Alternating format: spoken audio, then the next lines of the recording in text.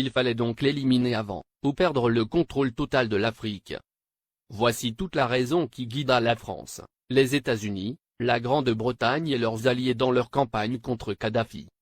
Monnaie, Fonds monétaire africain, Banque centrale africaine, télécommunications, transport, États-Unis d'Afrique. Mouammar Kadhafi avait ingénieusement tout planifié, se fixant comme délai l'année 2014 pour la création de la Banque centrale, le Fonds monétaire et bien d'autres encore pour affranchir le continent noir, après un demi-siècle d'indépendance aux allures de paroles suivies d'aucun acte ou de gouverner sans régner. Après avoir émis l'idée en 2000, lors du sommet de l'Organisation de l'Unité africaine, il a obtenu la création de l'Union africaine quelques années plus tard. Le guide libyen pousse le bouchon plus loin. Satellite africain et Afriquia, deux idées concrètes pour l'unité. Mouammar Kadhafi pousse ses pairs à acheter un satellite africain pour que l'Afrique ait son indépendance en matière de communication. Il préfinance cet achat avec plusieurs centaines de millions de dollars américains. Il s'est dépensé sans compter. Ainsi, pour acheter le satellite africain, il a mis 300 millions de dollars sur la table, témoigne Moustapha Cissé, ancien ambassadeur du Sénégal en Libye, et ex-conseiller spécial de l'ex-président sénégalais Abdou Diouf, en charge du monde arabo-islamique. Le guide de la Jamaïria libyenne offrit ainsi Rascom CAF 1, le premier satellite de télécommunication entièrement dédié au continent africain et ses îles. Il a été mis en orbite le 20 décembre 2007. Cela a été le premier lancement de l'histoire pour tous les pays africains. Kadhafi lance également la compagnie de transport aérien, Afriquia Airways, qui assure la liaison entre les capitales africaines et régions du continent. La compagnie offrait 4 vols réguliers entre Tripoli et Dakar, Abidjan et Le Caire, et bien d'autres. Beaucoup de gens utilisaient la ligne Afriquia pour aller à Paris. Parce qu'on pouvait faire Dakar, Tripoli, Paris, et retour à 400 000 francs CFA, 615 €, ajoute le diplomate sénégalais. Alors Tripoli était devenue une plateforme de communication entre l'Afrique, le monde arabe et l'Europe. La monnaie et la Banque centrale africaine en 2014. Kadhafi avait proposé la mise en place d'une union monétaire africaine, UEMA. Il avait dégagé 30 milliards de dollars pour la création de l'UEMA qui devrait avoir Yaoundé au Cameroun pour siège. Il avait également prévu la création d'une Banque centrale africaine, BCA, qui devrait installer son quartier général à Abuja, la capitale fédérale du Nigeria. Il était question que cette banque africaine commence à émettre une monnaie africaine à partir de 2014. Ce qui ne plaît pas aux Occidentaux, parce que ça nous permettrait de nous passer du franc CFA, et des autres monnaies qui ne font que briser nos économies. Kadhafi avait une politique africaine très dynamique.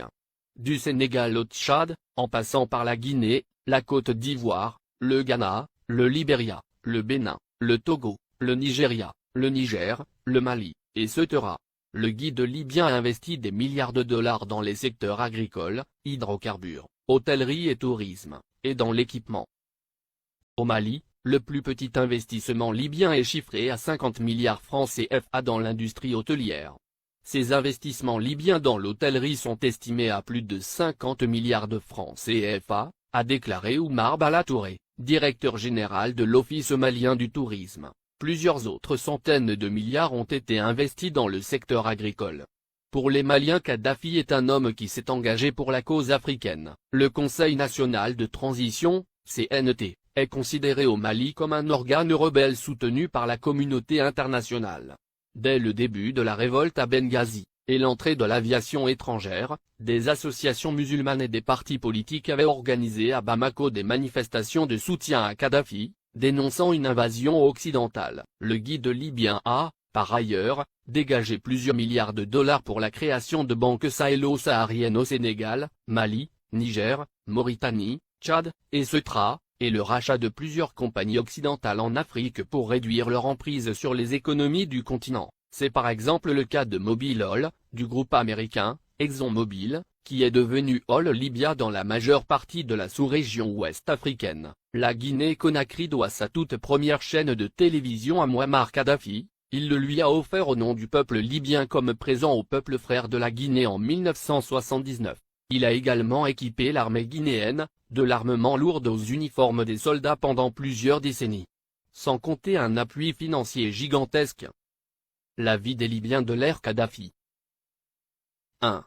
La Libye était le dernier pays sur la liste des pays endettés. La dette était à 3,3% du PIB. En France, elle était à 85%, aux USA à 88,9%, au Japon à 225,8%. 2. L'électricité à usage domestique était gratuite. 3. L'eau à usage domestique était gratuite. 4. Le prix d'un litre d'essence était de 0,08 €. 5. Les banques libyennes accordaient des prêts sans intérêt. 6. Les citoyens n'avaient pas d'impôts à payer, et la TVA n'existait pas. 7. Chaque famille libyenne, sur présentation du livret de famille, recevait une aide de 300 € par mois. 8. Pour chaque étudiant voulant faire ses études à l'étranger, le gouvernement de Kadhafi attribuait une bourse de 1627 € par mois. L'ONU, la France et les USA ont bombardé la Libye pour défendre leurs intérêts, objectif principal, détruire la création des États-Unis d'Afrique.